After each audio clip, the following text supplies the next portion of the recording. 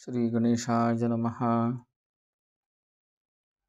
आज आपण या ठिकाणी लहान मुलांना कोणाची नजर लागते, कोणाला वारंवार ताप येतो किंवा संध्याकाळच्या वेळी लहान मुलं घरामध्ये सारखे रडत असतात, किरकिर करत असतात. तर यासाठी परिव्राजकाचार्य वासुदेवानंद सरस्वती यांनी भगवान दत्तात्रेयाची उपासना करत असताना बालाशीष नावाचे स्तोत्र लिहिले. आज आपण या ठिकाणी हे स्तोत्र म्हणणार आहोत. हे स्तोत्र म्हणत असताना देवाजवळ एक दिवा लावावा, एक अगरबत्ती लावावी, तो अंगारा पकडावा आणि स्तोत्र झाल्याच्या नंतर तो अंगारा मुलाच्या कपाळाला, कंठाला आणि छातीला लावून द्यावा. श्री गणेशाय नमः. वक्रतुंड महाकाय सूर्यकोटी समप्रभ निर्विघ्नं कुरु मे देव सर्वकार्येषु सर्वदा.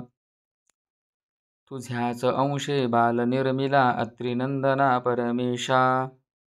सर्व संकटे दूर करोनी रक्ष रक्ष रे जगदीशा.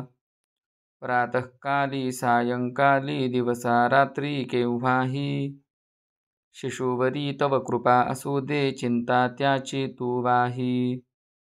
दुष्ट नजर त्या कधी न लागो, ग्रहादी पीडा तू तोडी. गोरज पीडा भूत प्रपीडा तोडी फोडी तू मोडी.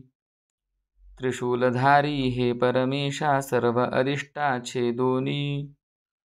तुझ्या रक्षणे अलंकारिले बालक तूही पाहोनी. अश्विनी वेशा हे जगदीशा कुमार माझा तू रक्षी.